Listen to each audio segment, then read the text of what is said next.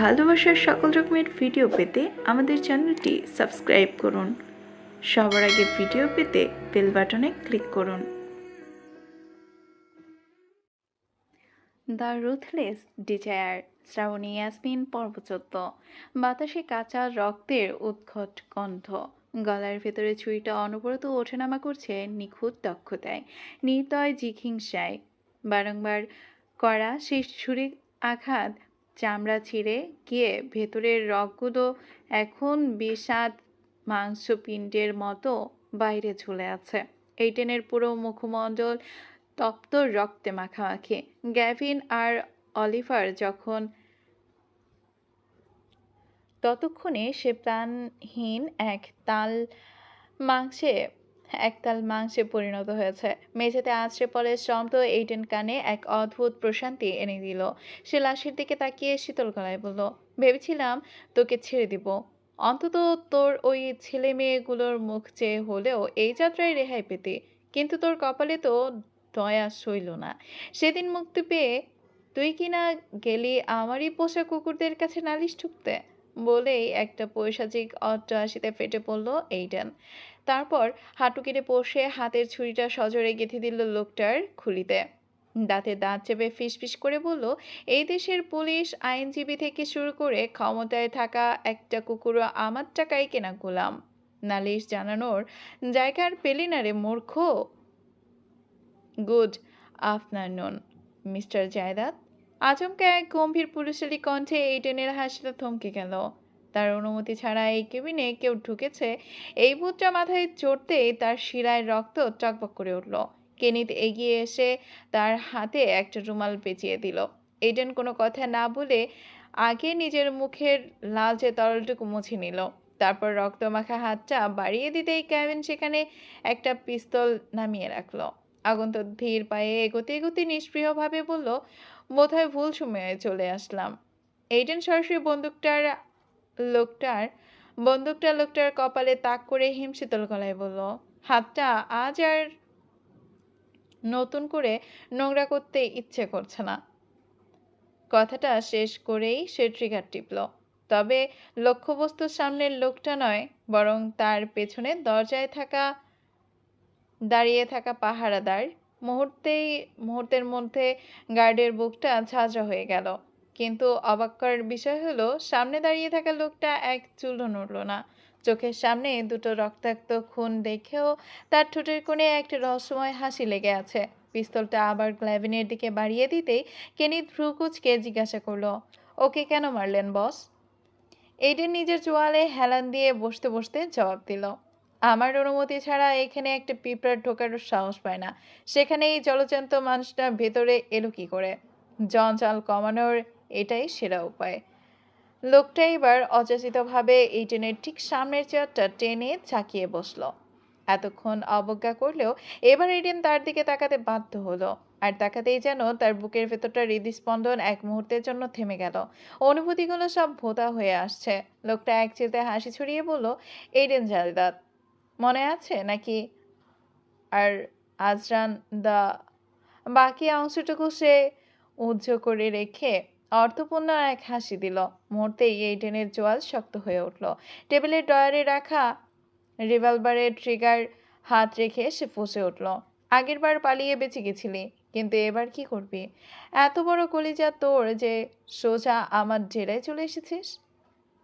আজরান অদ্ভুত এক ভঙ্গিতে হাসল, পরপর বলল, আমার কলিজার সাইজ তো তুই আগে থেকে জানিস।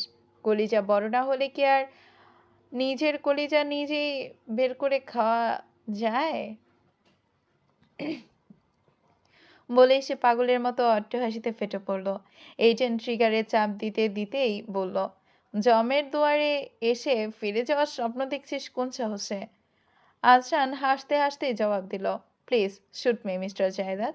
ঠিক তখনই এইডেনের নজর গেল আরজানের বুক পকেটের বোতামের সাথে লাগানো ছোট্ট একটা চিপের দিকে। তার আঙুলের ট্রিগার থেকে আগলা হয়ে এলো। আজরান তার দৃষ্টি অনুসরণ করে নিজের বুকের দিকে তাকালো। তারপর ঠোঁট উল্টে কৃত্রিম কান্নার ভঙ্গি করে বলল, ইস মিস্টার জায়দাদ, দেখে ফেলেছ? আহ। পরক্ষণে আবার তার পাগলাটে হাসি শুরু হলো। এইডেন ড্রয়ারে বন্দুকটা সময় নিয়ে রাখলো। তারপর ধীরে ধীরে উঠে দাঁড়িয়ে আর্জেনের কলার চেপে ধরে টেনে নিজের কাছে আনলো। একটু নিচু স্বরে হিসিয়ে বলল, তুই আমাকে বড় খেলোয়াড় ভাবতে পারিস, তুই নিজেকে বড় খেলোয়াড় ভাবতে পারিস, কিন্তু তুই ভুলে যাস না আমি তোর কোচ। কলারটা ছেড়ে দিয়ে তার কাঁধে হাত রাখলো এইডেন। কণ্ঠে এক কৃত্রিম আতিথেয়তা এনে বলল, তা কি খাবি? চা, কফি নাকি ঠান্ডা কিছু? আজরান এবার কিছুটা থমকে গেল। এইডেনের এই হঠাৎ শীতল আচরণ সে আশা করেনি। তার বিভ্রান্ত চেহারা দেখে এইডেন ফিক করে হেসে দিল। আরে, আমাকে নিয়ে এত ভাবিস না। আমাকে বোঝা তোর সাধ্যের বাইরে। সেদিন সত্যি সত্যি আমাকে বুঝে যাবি, সেদিন আমি নিশ্চিত সেদিন তুই ট্রমালাইজড হয়ে কোমায় চলে যাবে। আজরান স্থির হয়ে বসে রইল। সে বুঝতে পারছে এইডেন অলরেডি তার কোনো চাল চেলে ফেলেছে, কিন্তু সেই চালটা ঠিক কি তা ধরতে না পারায় একটা অস্বস্তি তাকে গ্রাস করতে শুরু করেছে। আকাশের ম্লান চাঁদটা মেঘের আড়ালে মুখ লুকিয়েছে, যেন জগতের সমস্ত বিষণ্ণতা আজ এই রূপলি গোলকটায় গ্রাস করেছে। চারদিকে নিস্তব্ধতা এতটাই প্রখর যে নিজের হৃদস্পন্দনের শব্দ কানে তালা লাগিয়ে দেয়। পৃথিবীর সমস্ত কোলাহল যখন গভীর ঘুমে মগ্ন, তখন জায়নামাজে সিজদায় লুটিয়ে আছে নাহিয়ান। তার বলিষ্ঠ দেহখান ক্ষণে ক্ষণে থরথর করে কাঁপে উঠছে।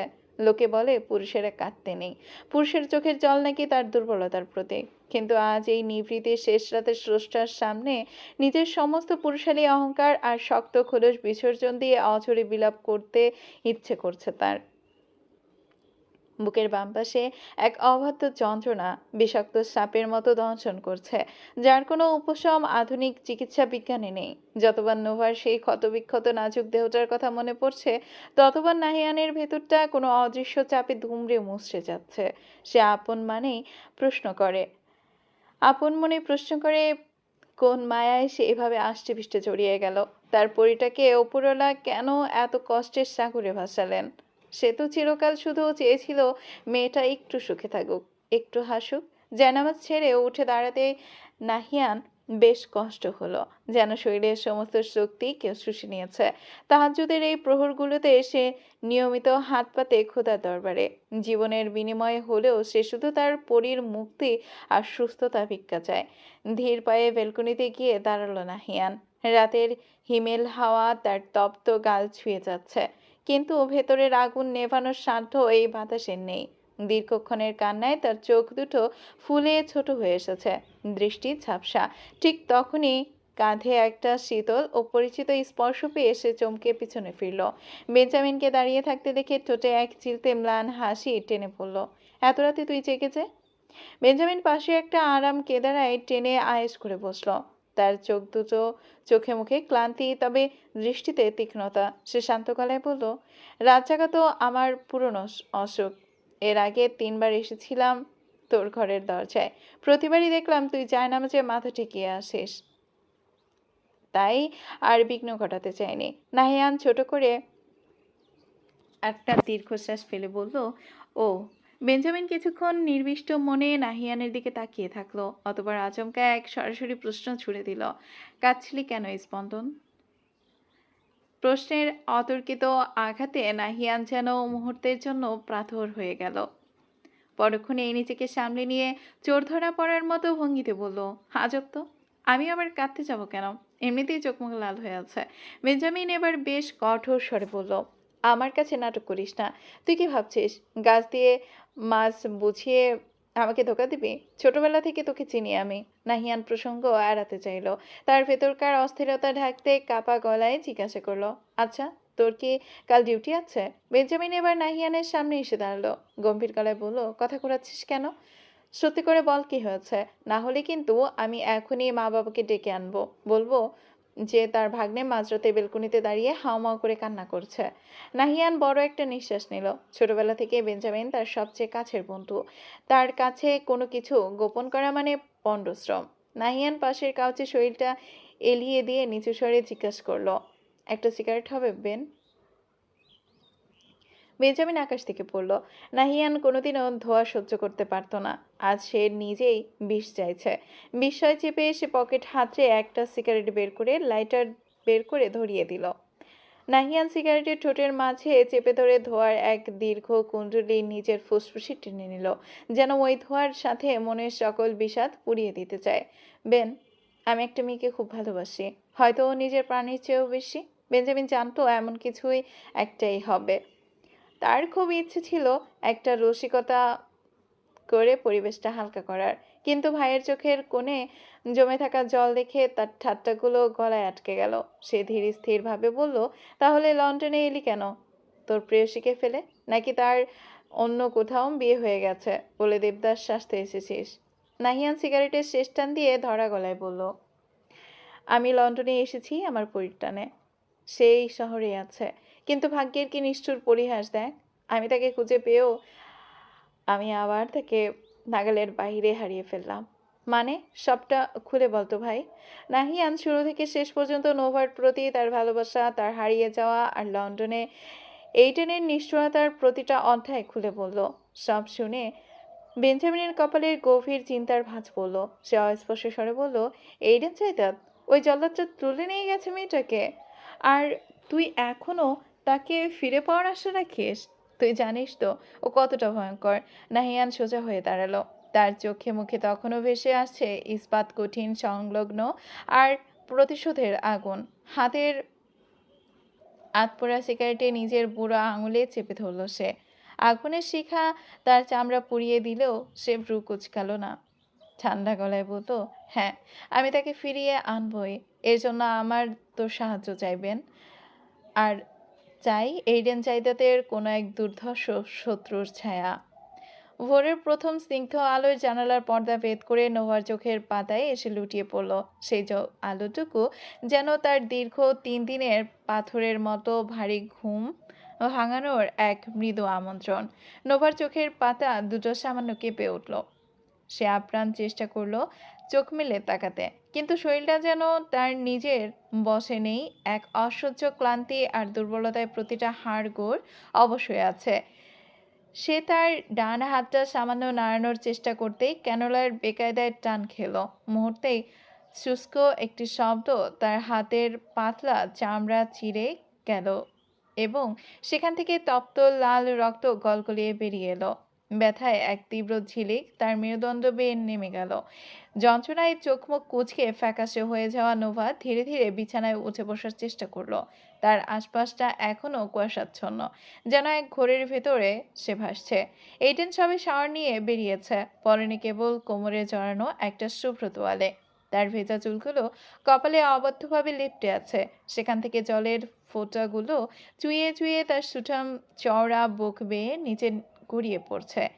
সে এক হাতে চুলগুলো ঝাড়তে ঝাড়তে ক্যাজুয়াল ভঙ্গিতে ল্যাপটপের সামনে গিয়ে দাঁড়ালো। হঠাৎ তার তীক্ষ্ণ নজর আটকে গেল সিসিটিভি ফুটেজের একটি বিশেষ কোণে। স্ক্রিনটা বড় করতেই সে দেখলো নোভা জেগে উঠেছে এবং বিছানার এক কোণে জড়সড় হয়ে বসে আছে।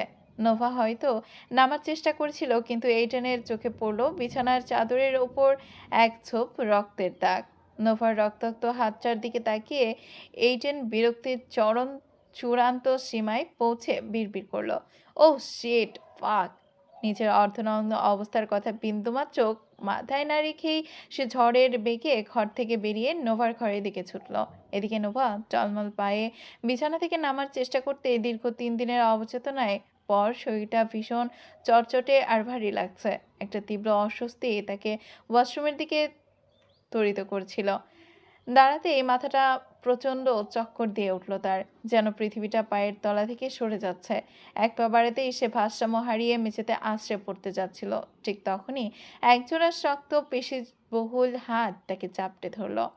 এইডেন তাকে নিশ্চিত পতনের হাত থেকে বাঁচালো ঠিকই, কিন্তু নোভাকে পাজা কোলে করে ধরতে গিয়ে তার কোমরের আগলা তোয়ালটা ছিটকে মেঝেতে পড়ে গেল।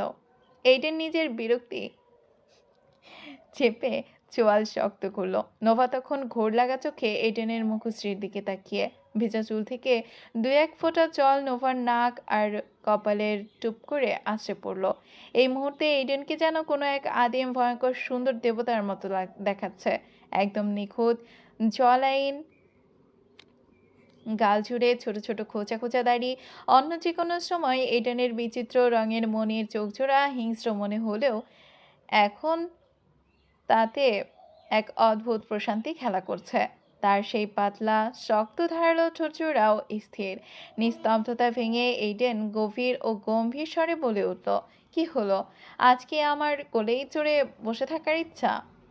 দেখেছ না আমার তোয়ালেটা ফ্লোরে পড়ে রয়েছে? ওটা তো আমাকে তুলতে হবে নাকি? এরপর তো দেখা যাবে আমার ওই কোহিনূর পাথর দেখে লজ্জায় আবার জ্ঞান-ট্যান হারিয়ে ফেলেছ। কথার রূঢ় অর্থ উদ্ধার করতে নোভার কয়েক সেকেন্ড সময় লাগলো, কিন্তু যেই বুঝলো অমনি তার কান দিয়ে যেন গরম ধোঁয়া বেরোতে শুরু করলো। লজ্জায় আর আড়ষ্টতায় তার সারা শরীর রিরি করে উঠল। সে তড়িঘড়ি করে চোখ বন্ধ করে এইডেনের কোল থেকে কিছুটা দূরে সরে দাঁড়ালো। এইডেন অবলীলায় মেঝে থেকে তোয়ালেটা তুলে আবার কোমরে জড়িয়ে নিল এবং ঠোঁট বাঁকিয়ে এক টুকরো বিদ্রুপাত্মক হাসি হাসলো। সে ভাবলো মেয়েদের এই এক নাটক। সেদিন রাতে সবটা স্বচক্ষে দেখলেও আজ কেন এমন সতীপনা দেখাতে হবে? সে ভিড়িক্কি স্বরে জিজ্ঞাসা করলো, কোথাও যাওয়ার চেষ্টা হচ্ছিল?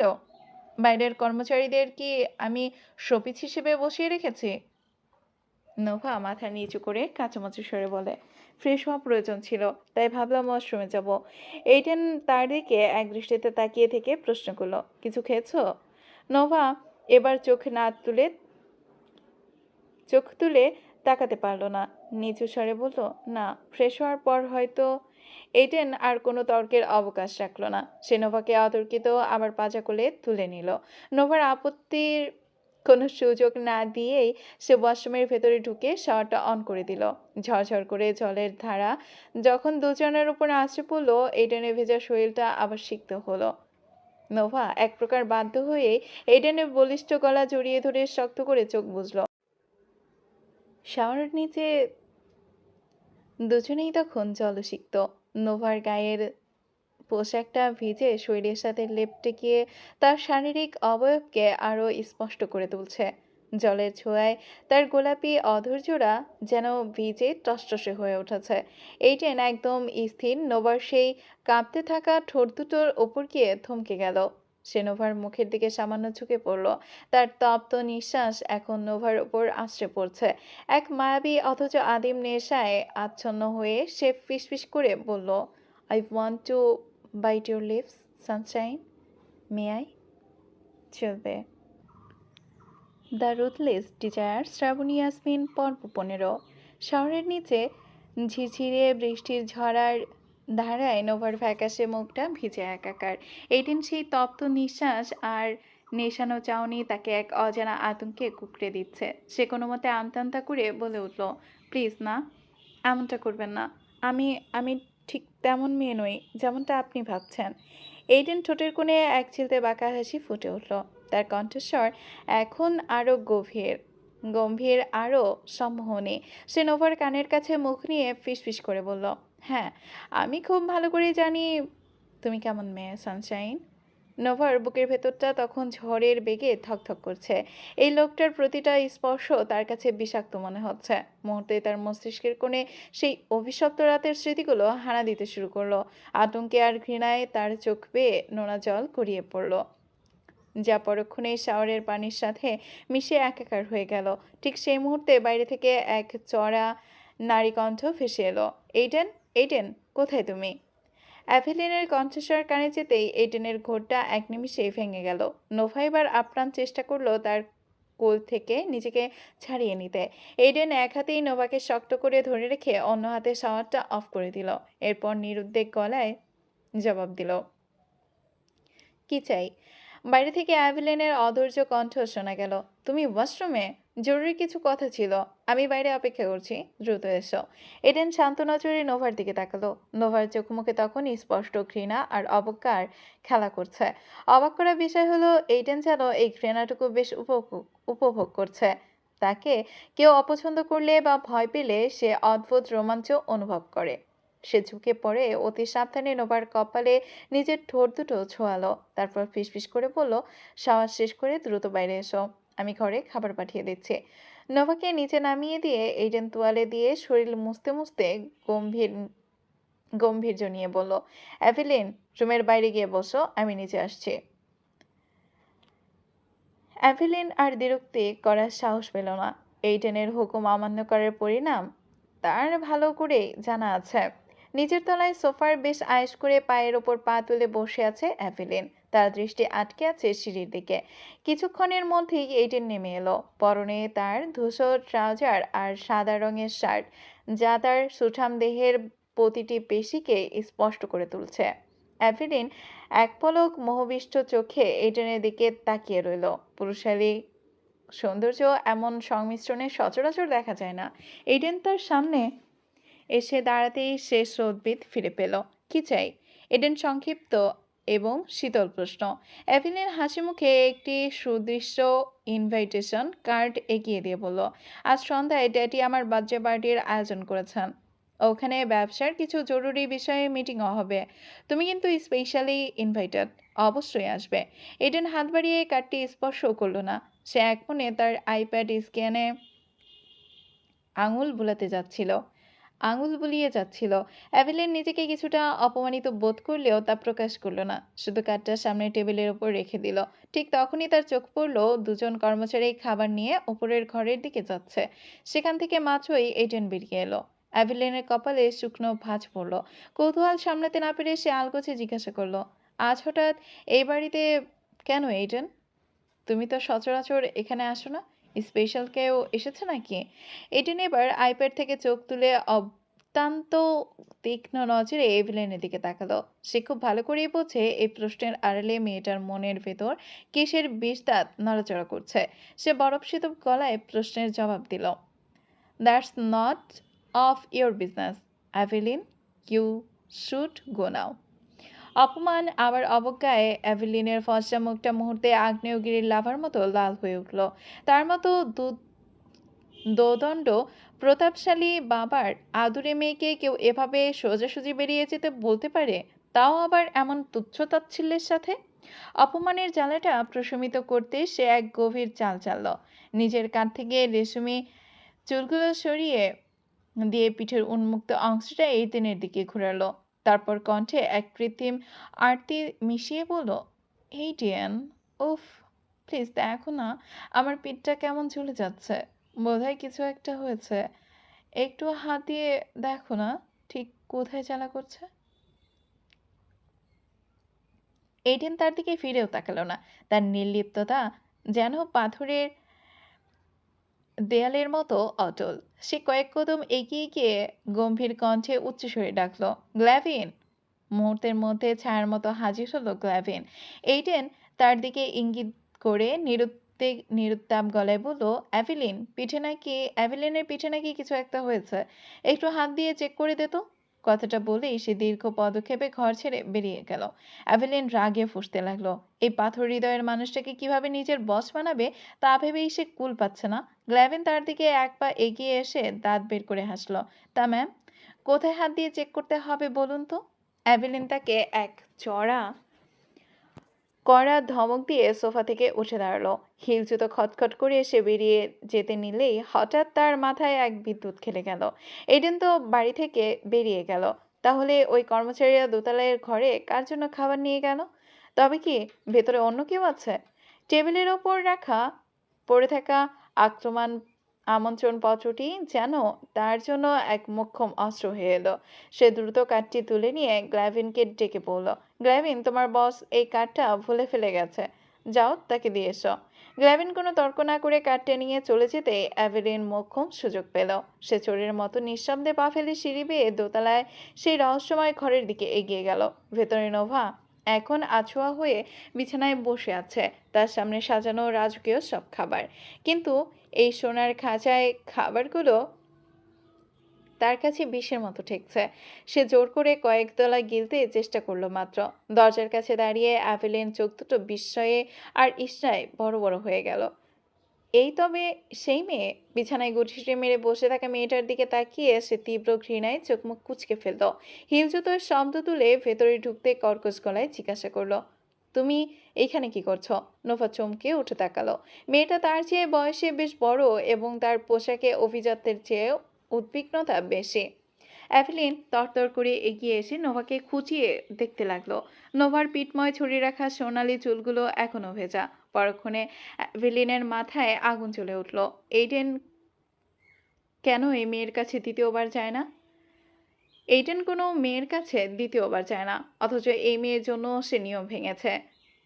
দুজনেই একসাথে শাওয়ার নিয়েছে। এই সহজ সমীকরণ মেলাতে তার দেরি হলো না। রাগের মাথায় সে নোভার সামনের প্লেটগুলো সজোরে মেঝেতে আছড়ে ফেলল। কাচের ভাঙার শব্দে নোভা আতঙ্কে সিটিয়ে গেল। অ্যাভেলিন দাঁতে দাঁত চেপে তার ভেতরের জমে থাকা বিষবাক্য উগরে দিল। তোদের মতো নিচু জাতের মেয়েরা এমন কেন রে? You are a fucking prostitute. তোর বাবার নাম তোর বাবার নাম জানিস? মনে হয় তোর মাও তোর মতো কলগার্ল ছিল, তাই তো? আসল বাবার পরিচয়টাই জানিস না। নোভার চোখ দুটো বেয়ে ঝরঝর করে অশ্রু নামলো। অপমানের তীব্রতায় তার বুক ফেটে যাচ্ছে। সে একটা ঢোক গিলেও কাঁপা কাঁপা গলায় বলল, আমার বাবা মাকে নিয়ে একটা বাজে কথা বলবেন না। তাদের অপমান করলে আমি কিন্তু ছেড়ে দেব না। ছাড় দিবি না মানে? অ্যাভেলিন যেন হিতাহিত জ্ঞান হারিয়ে ফেলেছে। সে গজগজ করে বলল, বংশীয় সূত্রেই এই চরিত্র পেয়েছিস তোরা। বড়লোকের ছেলেদের বিছানায় গিয়ে রাত কাটানো তোদের কাজ। এডেনের রুচি এত নিচে নামলো কি করে যে তোর মতো একটা বাচ্চাকে এসে চুজ করলো? বারংবার নিজের মৃত মাকে নিয়ে কুৎসিত কথা শুনে নোভাও এবার রুখে দাঁড়ালো। রাগে কাঁপতে কাঁপতে সে বলল, আপনার ফ্যামিলি কালচার বুঝি খুব উঁচু মানের? তাই হয়তো তারা শিখিয়েছে কিভাবে ছোট পোশাক পরে অন্য পুরুষের কোলে চড়ে বসতে হয়, কিভাবে সিরিয়াস করার জন্য গা ঘেঁষাঘেঁষি করতে হয়। তা তো আপনি ভালোই জানেন। এভেলিন হিতাহিত জ্ঞান লুপ্ত হলো। সে চিৎকার করে উঠল, you bitch, you, I will kill you. বলেই সে সোজা নোভার চুলের মুঠি শক্ত করে ধরে তার গালে সজোরে একটা চড় বসিয়ে দিল। নোভার শরীর এমনিতেই দুর্বল ছিল, সেই চড়ের আঘাতে সে ছিটকে মেঝেতে পড়ে গেল। এভেলিন এবার তার ধারালো হিল জুতোর তলাটা নোভার নমনীয় হাতের উপর চেপে ধরতে যাচ্ছিল। ঠিক তখনই বাইরে কারো ভারী পায়ের শব্দ পাওয়া গেল। ধরা পড়ার ভয়তে অ্যাভেলিন দ্রুত ঘর থেকে বেরিয়ে গেল। নোভা মেঝেতে ধুলোয় পড়ে ফুপিয়ে ফুপিয়ে কাঁদতে লাগলো। এই নশ্বর পৃথিবীতে কি তার জন্য এক ফোঁটা সুখ বরাদ্দ নেই?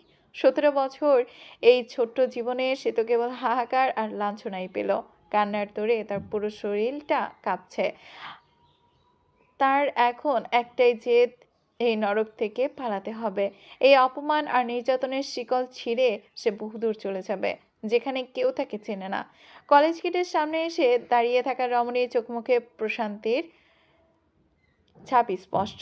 দুপুরের তপ্ত সূর্যটা যেন আজ তার হলদে ফর্সা গোলগাল মুখখানাকে আরো লালচে করে তুলেছে। নাকের ডগায় জমে থাকা ঘামের শুকনো বিন্দুগুলো রোদে মুক্তোর মতো চিকচিক করছে। সে বারবার বিরক্ত হয়ে কপালের অবাধ্য চুলগুলো সরিয়ে দিচ্ছে, কিন্তু তপ্ত হাওয়া আর অপেক্ষার প্রহর তার ধৈর্যের বাঁধ ভেঙে দিচ্ছে। হঠাৎ তার সামনে একটি ধমধমে সাদা গাড়ি এসে থামলো। চোখের কোণে এক চিলতে স্বস্তি ফুটে উঠলেও সে তো প্রকাশ করলো না, বরং বিরক্তিতে মুখোশটা আরো শক্ত করে এঁটে ধরলো। গটগট করে এগিয়ে গিয়ে পেছনের দরজাটা টেনে খুলে ধপাস করে বসে পড়ল সে। দরজাটা সজোরে বন্ধ করে দিয়ে চেঁচিয়ে বলতে লাগলো, এটা কোনো আসার সময় হলো ভাইয়া? ঠিক 17 মিনিট ধরে আমি এই কাঠফাটা রোদে দাঁড়িয়ে আছে। কতদিন পর হোস্টেল থেকে বাড়ি ফিরছি, একটু তো তাড়া থাকবে। বাড়িতে চল আজ। তোর মাথায় একটা একটা করে চুল গুনে গুনে টেনে ছিড়ব, বিটকেল কোথাকার। সামনে থেকে কোনো প্রতিউত্তর না পেয়ে তার জেদ যেন আরো বেড়ে গেল। সে সামনে ড্রাইভিং সিটে বসে থাকা ছেলেটার মাথার চুল পেছন থেকে শক্ত করে খামচে ধরলো। এই বিটকেল, কথা বলছিস না কেন? মুখ কি পুড়ে গেছে? সাথে সাথেই সশব্দে গাড়ির ব্রেক কষল ছেলেটি। ধীরে স্থির ভঙ্গিতে সে পেছন ফিরল। তাহসিন লোকটার চেহারা দেখা মাত্রই যেন বিদ্যুৎ পৃষ্ঠ হলো। সে ছিটকে পেছনের সিটে সরে গেল। চোখ দুটো চড়ক গাছ। ছেলেরা তখনও বড় শান্ত, গভীর চোখে তার দিকে তাকিয়ে আছে। ঠিক তখনই ড্রাইভিং সিটের পাশের সিট থেকে বেঞ্জামিন মাথা বের করে অট্টহাসিতে ফেটে পড়ল। কিরে কটকটি, কেমন দিলাম সারপ্রাইজটা বল? তাহসিন অপমান আর লজ্জায় যেন মাটির সাথে মিশে যাচ্ছিল। সে আর চোখে নাহিয়ানের দিকে তাকালো। সেই চেনা উন্নত নাসিকা, ধারালো চিবুক আর মায়াবী চোখ। বোকার মতো একটা কাচুমাচু হাসি দিয়ে সে মিনমিন স্বরে বলল, আম সরি, আসলে আমি ভেবেছিলাম বিটকেলটা বুঝি ওই সিটেই বসে আছে। বলেই তাহসিন নিস্তব্ধ হয়ে নাহিয়ানের দিকে তাকিয়ে রইল। এই মুখশ্রী সে কত বিনিদ্র রজনীতে ফোনের স্ক্রিনে আঙুল বুলিয়ে দেখেছে। আজ যেন তার আজন্ম লালিত স্বপ্নটা রক্ত মাংসের মানুষ হয়ে ঠিক তার সামনে বসে আছে। প্রথমবার সামনাসামনি দেখার এই সৌভাগ্য সে হজম করতে পারছে না। নাহিয়ান দুই ভাই বোনের এই খুনসুটি দেখে ঠোঁটের কোণে সামান্য হাসির রেখা ফোটালো। শান্ত গলায় জিজ্ঞাসা করলো, কেমন আছো তাহসিন? আমাকে কি চিনতে পেরেছো? তাহসিন ঘড়ির মধ্যে এক দৃষ্টিতে তাকিয়ে থেকে নিজের অজান্তেই ভিড় করে বলল, আপনাকে নিয়ে চেনার কোনো সাধ্য কি আমার আছে? নাহিয়ান কিছুটা অবাক হয়ে হাসলো। কেন, আমাকে আগে থেকে চেনো নাকি তুমি? তাহসিন এবার আমতা আমতা করতে শুরু করলো। গাল দুটো লজ্জায় লাল হয়ে উঠেছে। ওই আর কি, মায়ের কাছে আপনার ছবি দেখেছিলাম একবার, সেখান থেকেই চেনা। নাহিয়ান কথা মাথা নেড়ে ছোট করে বলল, ও, কিন্তু তুমি তো দেখছি বেশ বড় হয়ে গেছো। তাহসিন নিজের ঠোঁট কামড়ে ধরে লজ্জা স্বরূপ হাসি দিল। তারপর আপন মনে বিড়বিড় করে ভাবল, হ্যাঁ, বিয়ের জন্য একদম পারফেক্ট ম্যাচ। নাহিয়ান জিজ্ঞাসু চোখে আয়নার দিকে তাকিয়ে প্রশ্ন করলো, কিছু বললে? তাহসিন দ্রুত মাথা দুপাশে নাড়িয়ে অস্বীকার করলো।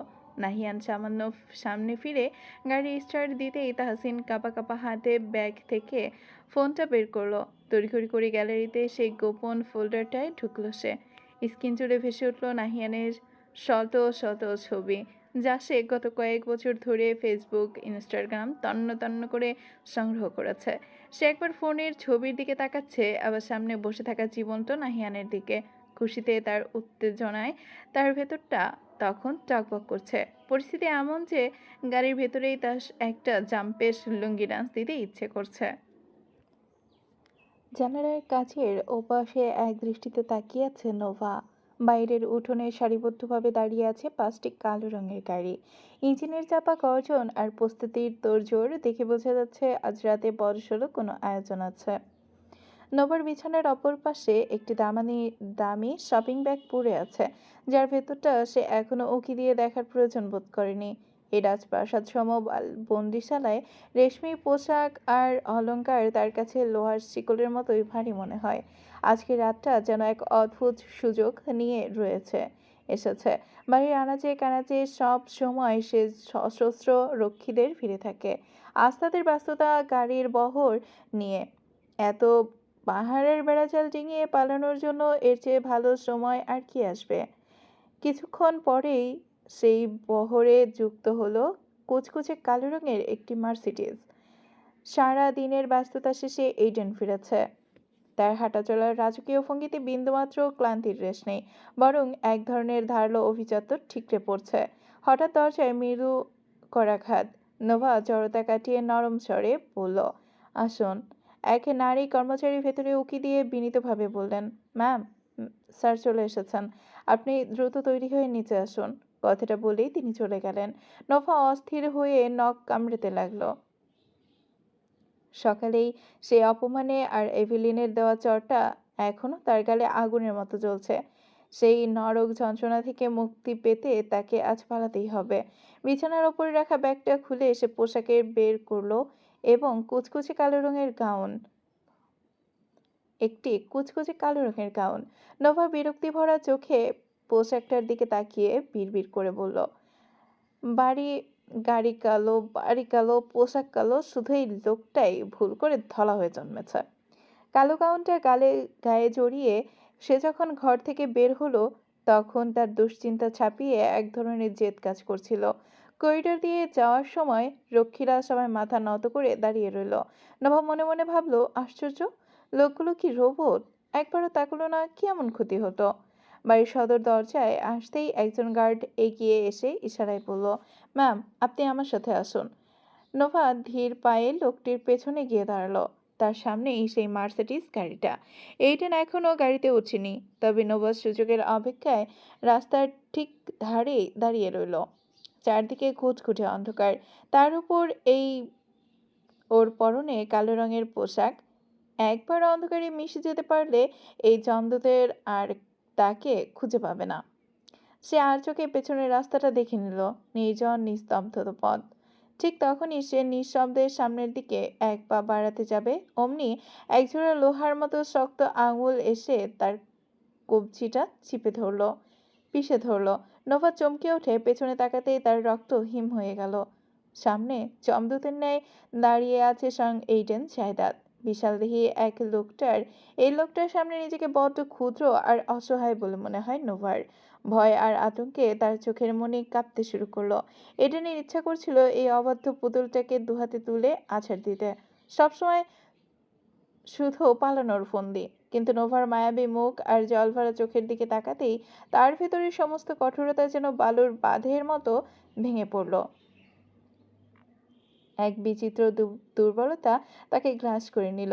এইডেন তার গম্ভীর কণ্ঠস্বর কিছুটা নরম করার বৃথা চেষ্টা করে জিজ্ঞাসা করলো, পালানোর চেষ্টা করেছিলে বুঝি সানশাইন? নোভার বুকের ভেতরটা তখন কামারের হাঁপড়ের মতো ধকধক করছে। যদি সত্য বলে দেয় তবে কি লোকটা আবার তাকে আঘাত করবে? সে ভয়ে কোনো মতে মাথা দুপাশে নেড়ে অস্বীকার করলো। এইডেন ঠোঁটের কোণে এক চিলতে বাঁকা হাসি ফোটালো, যা অন্ধকারে নোভার চোখ এড়িয়ে গেল।